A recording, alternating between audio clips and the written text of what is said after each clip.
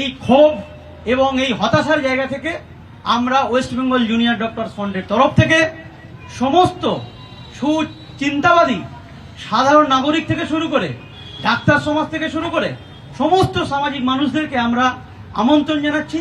আমরা এই যতগুলো প্রশ্ন আমাদেরকে সিবিআই মেলাইন করার চেষ্টা করেছে, আজকে তারা চার্জশিট জমা দিতে পারেনি। ক্যান্সারে নেই আর ভয়, NCRI হবে এর জয়। আপনাদের ভরসায় নেতাজি সুভাষচন্দ্র বোস ক্যান্সার হসপিটাল। এই প্রশ্নের উত্তর পাওয়ার জন্য দুপুর 2টো থেকে আমরা করুণাময়ী থেকে সিজিও কমপ্লেক্স পর্যন্ত একটা অভিযানের ডাক দিচ্ছি। রাস্তায় আমাদের থাকতেই হবে এবং আজকে 4 মাস বাদেও বহু জায়গায় মানুষ কনভেনশনের ডাক দিচ্ছেন, তারা মিছিলের ডাক দিচ্ছেন, পথসভার ডাক দিচ্ছেন। আমাদের দেখে মনে হতে পারে যে আমরা 14ই আগস্টের মতন এত হল্লা করছি না, হয়তো মনে হতে পারে যে আমরা চুপ আছি, কিন্তু মনে মনে আমরা কেউই শান্ত নই।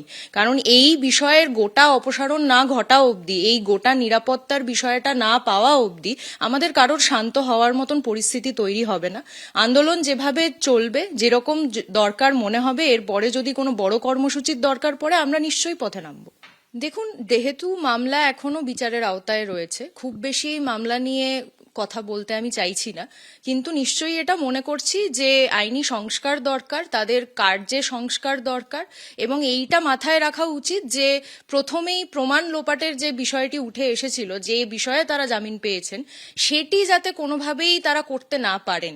তাদেরকে এমনভাবেই নজরবন্দি বা তাদের উপরে এমন একটি সার্ভেলেন্স প্রক্রিয়া নেওয়া উচিত যাতে তারা কোনোভাবেই এই কেসের কোনো প্রমাণ লোপাট না করতে পারেন। কারণ যারা দাগী দোষী, যাদের ক্ষমতা আছে, যাদের অর্থবল আছে, যাদের উপরে কোনো ধরনের হাত রয়েছে, আমরা বারবার দেখেছি সরকারে থাকা নানা পার্টি তাদের শেল্টার করে এসছেন। সেই বিষয়ের কোনো ধরনের উপযোগিতা না নিয়ে তারা যাতে প্রমাণকে কোথাও লোপাট না করতে পারেন, এইটা মাথায় রাখা উচিত বলে মনে করছি। এটা কোনোভাবেই মেনে নেওয়ার কথা নয় যে তারা নির্দোষ, কারণ সেইটা কোনোভাবেই কোর্টে প্রমাণ হয়নি। জামিন তারা পাবেন, সিবিআই ব্যর্থ হয়েছে চার্জশিট দিতে, তার জন্য তারা জামিন পেয়েছেন। এই জায়গায় দাঁড়িয়ে একমাত্র যেটা দাবি উঠে আসতে পারে, এবং আমার মনে হচ্ছে যে সেটা সবার মুখে মুখে উঠে আসা উচিত, আমাদের মনে মনে নিশ্চয়ই রয়েছে যে ইমিডিয়েটলি চার্জশিট দেওয়ার কথা।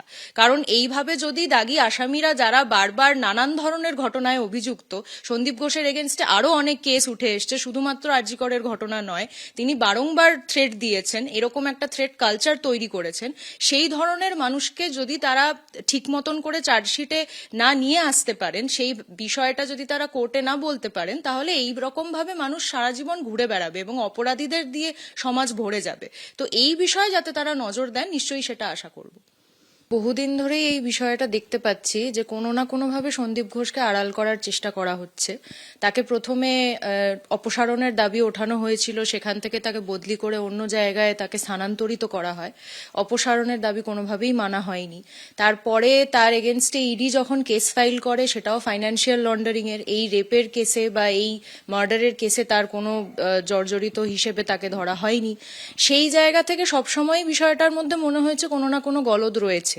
এবং কালকে যে বিষয়টা ঘটেছে, তাতে হাইকোর্ট বা সুপ্রিম কোর্টের প্রতি সম্মান জানিয়েই কথাটা বলতে চাইছি যে কোথাও হয়তো আইনি সংস্কারের দরকার রয়েছে। কারণ যদি ইডি এবং সিবিআই সুওমোটো এই কেস নিয়ে আসে এবং তারপরেও তারা নির্দিষ্ট দিনে চার্জশিট দিতে না পারে, তাহলে আমরা কাদের উপরে ভরসা করে এই কথাগুলো বলবো?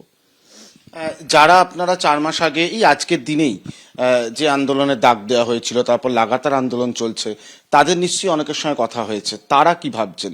মানে তারাও কি একটু হতাশ এই গতকালের ঘটনা? দেখুন, হতাশ বলতে আমরা এই গোটা সিস্টেমের উপর হতাশ ছিলাম বলেই আমাদেরকে রাত্রেবেলায় বেরোতে বাধ্য হয়েছিলাম আমরা।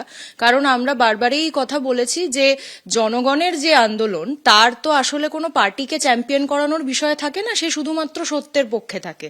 সেই জিনিস মাথায় রেখে আমরা চেয়েছিলাম যে আমাদের নিরাপত্তা যাতে নিশ্চিত হয়, এবং এটা একদিন বা 4 মাসে হয়ে যাবে না, সেইটা আমাদের কাছে খুব পরিষ্কার ছিল।